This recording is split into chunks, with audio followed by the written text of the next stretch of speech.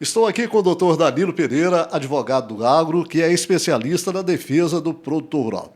Doutor Danilo, a gente está presenciando aí, está testemunhando uma crise muito grande no agronegócio. Muitos produtores endividados, né, e que às vezes desconhecem os seus direitos.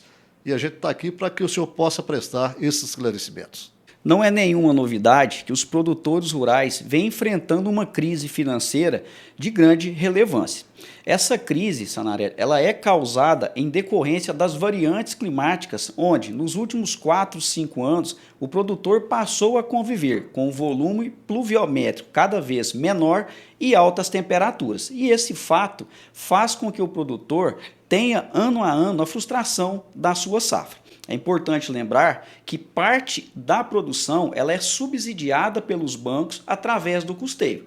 Esse produtor que faz esse empréstimo de forma exclusiva, única, para investir em sua atividade, ele acaba ao final da safra não tendo todo o valor para poder pagar esse empréstimo bancário, uma vez que colocou esse dinheiro na terra através de insumos e a terra não devolveu para ele através da produção em decorrência da frustração de sua safra causada pelos fatores climáticos. Acontece que o produtor possui diversos direitos que são omitidos principalmente pelas agências bancárias, violando com isso o Código de Defesa do Consumidor. Uma vez que esse produtor procura o banco para negociar a sua dívida, onde ele tem direito a fazer a prorrogação, mas na prática o banco oferece para ele a renegociação, que é diferente da prorrogação. Na prorrogação, o produtor tem o direito de alongar o seu empréstimo, mantendo os mesmos juros constantes do crédito rural. Pronaf 4%, Pronamp 8% e outras linhas de crédito limitadas a no máximo 12% ao ano. Entretanto, o banco oferece para esse produtor a renegociação, onde na prática nós temos acompanhado, visto juros efetivos de 4% ao mês, o que soma 48% ao ano. E como o produtor pode diferenciar entre prorrogação e renegociação, né? Ele deve procurar assistência de um advogado ou tem mecanismos que permitem ele a fazer essa diferenciação? Todo empréstimo feito junto ao banco, independente da nomenclatura desse contrato, seja uma cédula de crédito rural ou um crédito comercial, desde que esse valor seja empregado exclusivamente na produção agrícola, ele tem direito de fazer a prorrogação. Só que o produtor precisa estar atento, uma vez que, para exercer esse direito, é necessário requerer junto ao banco a prorrogação, demonstrando a sua frustração de safra com, no mínimo, 30 dias de antecedência. Para isso, ele precisa, inclusive, comprovar a sua frustração de safra. Doutor Danilo, o banco exige uma garantia fiduciária, né? E o produtor, muitas vezes, na maioria, o pequeno produtor, né, precisando de recursos para tocar a sua propriedade, ele acaba ofertando propriedade como garantia. Existe a lei da alienação fiduciária que estabelece que, naquele caso, onde o produtor não efetua o pagamento daquela obrigação, o banco, através de um procedimento administrativo, ele pode se consolidar na posse do bem.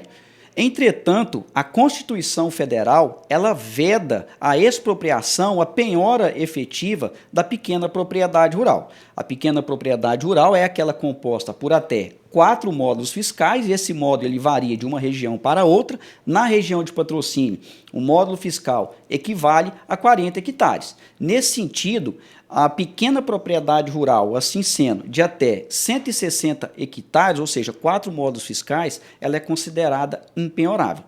Caso o banco inicie esse processo de consolidação de posse, o produtor rural ele pode ingressar com uma ação judicial, comprovar que o imóvel ofertado em garantia trata-se de uma pequena propriedade rural, cujo direito é indisponível. Com isso, o banco não pode expropriar a pequena propriedade desse produtor. Olha, doutor Danilo, o contrato, né, é um acordo de vontades entre as partes. Contudo, quando se faz o contrato com o banco, geralmente o banco já tem esse contrato pronto, né, é uma vontade unilateral. E para obter ali o recurso, o produtor, às vezes, precisando daquilo ali para movimentar a sua terra, ele acaba aceitando o que está naquele contrato.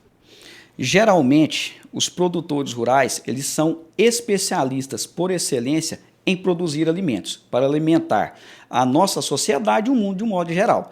Eles possuem pouco conhecimento com práticas bancárias. Com isso, ao chegar à agência bancária, eles acabam confiando que ali o seu gerente está lhe oferecendo o que há de melhor. Contudo, importante lembrar que esse produtor acaba assinando um documento que, na maioria das vezes, ele sequer faz a leitura dele e, ainda que viesse a fazer, trata-se de um contrato de adesão, onde o produtor não pode tecer sobre este contrato qualquer observação e, com isso, pedir a sua mudança. Em decorrência desse fato, nós estamos falando de cláusulas que são plenamente nulas, como, por exemplo, juros superiores a 12%, garantias fiduciárias em que o banco tenta fazer a consolidação da posse desse imóvel. Quando essas situações ocorrem, o produtor ele tem o direito de exercer a sua defesa. Nós temos a súmula 298 do STJ que estabelece que o banco é obrigado a fazer a prorrogação do crédito rural em caso de frustração de safra. O mesmo está previsto no item 2.6.4 do Manual de Crédito Rural. Portanto, não se trata de uma faculdade do banco, uma opção que o banco tem, mas sim de uma obrigação que o mesmo tem de fazer o alongamento dessa dívida. Contudo, na prática, o que nós vemos é a renegociação que é mais vantajosa para o banco. Doutor Danilo, a nossa Carta Magna, a Constituição Federal, a lei máxima que rege esse país, diz que a propriedade rural, a pequena propriedade rural, é impenhorável. Contudo, recentemente tivemos aí a lei de alienação fiduciária, que permite aos bancos a execução extrajudicial, né? Trazendo um mecanismo aí de proteção para os bancos. E a gente sabe que, como eu disse, a Carta Magna, ela sobrepõe a todas essas leis inferiores. Como é que fica essa questão?